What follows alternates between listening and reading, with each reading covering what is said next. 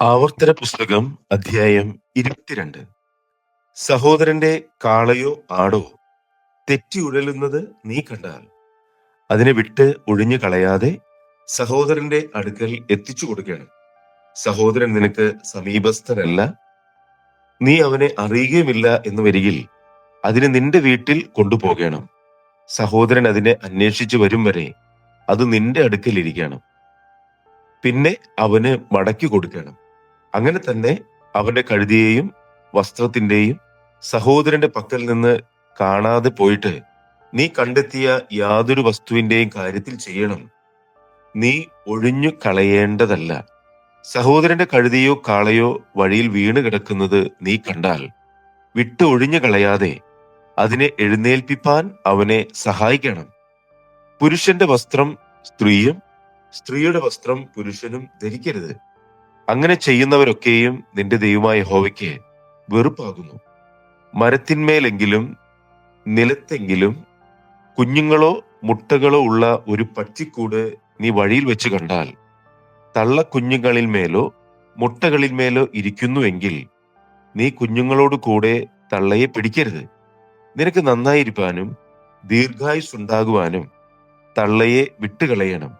കുഞ്ഞുങ്ങളെ എടുത്തുകൊള്ളാം. ഒരു പുതിയ വീട് പണിതാൽ നിന്റെ വീടിന് മുകളിൽ നിന്നും വല്ലവനും വീണിട്ട് വീട്ടിന്മേൽ രക്തപാതകം വരാതിരിക്കേണ്ടതിന് നീ അതിന് കൈമതിൽ ഉണ്ടാക്കണം. നിന്റെ മുന്തിരിത്തോട്ടത്തിൽ വേറൊരു വക വിത്തും ഇടരുത്. അങ്ങനെ ചെയ്താൽ നീ ഇട്ട വിത്തിന്റെ വിളവും മുന്തിരിത്തോട്ടത്തിന്റെ അനുഭവവും വിശുദ്ധ മന്ദിരം വകയ്ക്ക് ചേർന്നു പോകും. കാളയെയും കഴുതിയെയും ഒന്നിച്ചു പൂട്ടി ഉഴരുത്. ആട്ടുരോമവും ചണവും കൂടിക്കലർന്ന വസ്ത്രം ധരിക്കരുത്. നീ പുതയ്ക്കുന്ന മേലാടയുടെ 4 കോണിലും പൊടിപ്പുണ്ടാക്കണം. ഒരു പുരുഷൻ ഒരു സ്ത്രീയെ പരിഗ്രഹിച്ച് അവളുടെ അടുക്കൽ ചെന്ന ശേഷം അവളെ വെറുത്ത്, ഞാൻ ഈ സ്ത്രീയെ പരിഗ്രഹിച്ച് അവളുടെ അടുക്കൽ ചെന്നാറെ അവളിൽ കന്യകാലക്ഷണം കണ്ടില്ല എന്ന് പറഞ്ഞ് അവളുടെ മേൽ നാണക്കേട് ചുമത്തി അപവാദം പറഞ്ഞുണ്ടാക്കിയാൽ യുവതിയുടെ അമ്മയപ്പന്മാർ അവളുടെ കന്യകാലക്ഷണങ്ങൾ എടുത്ത് പട്ടണത്തിലെ മൂപ്പന്മാരുടെ അടുക്കൽ പട്ടണവാതിൽക്കൽ കൊണ്ടുവരണം. യുവതിയുടെ അപ്പൻ മൂപ്പന്മാരോട്, ഞാൻ എൻ്റെ മകളെ ഈ പുരുഷന് ഭാര്യയായി കൊടുത്തു, എന്നാൽ അവന് അവളോട് അനിഷ്ടമായിരിക്കുന്നു. ഞാൻ നിന്റെ മകളിൽ കന്യകാലക്ഷണം കണ്ടില്ല എന്ന് പറഞ്ഞ് അവളുടെ മേൽ നാണക്കേട് ചുമത്തുന്നു. എന്നാൽ എൻ്റെ മകളുടെ കന്യകാലക്ഷണങ്ങൾ ഇതാ എന്ന് പറഞ്ഞ് പട്ടണത്തിലെ മൂപ്പന്മാരുടെ മുൻപിൽ ആ വസ്ത്രം വിടർത്തേണം. അപ്പോൾ പട്ടണത്തിലെ മൂപ്പന്മാർ ആ പുരുഷനെ പിടിച്ച് ശിക്ഷിക്കണം. അവൻ ഇസ്രായേലിൽ ഒരു കന്യകയുടെ മേൽ അപവാദം പറഞ്ഞുണ്ടാക്കിയതിനാൽ അവർ അവനെ കൊണ്ട് 100 വെള്ളിക്കാശ് പിഴ ചെയ്യിച്ച് യുവതിയുടെ അപ്പന് കൊടുക്കണം.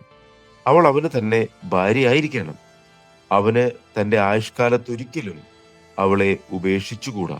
എന്നാൽ യുവതിയിൽ കന്യകാലക്ഷണം കണ്ടില്ല എന്നുള്ള വാക്ക് സത്യമായിരുന്നാൽ അവർ യുവതിയെ അവളുടെ അപ്പന്റെ വീട്ടുവാതിൽക്കൽ കൊണ്ടുപോയി അവൾ ഇസ്രായേലിൽ വഷളം പ്രവർത്തിച്ച് അപ്പന്റെ വീട്ടിൽ വെച്ച് വേശ്യാദോഷം ചെയ്യുക കൊണ്ട് അവളുടെ പട്ടണക്കാർ അവളെ കല്ലെറിഞ്ഞു കൊല്ലണം.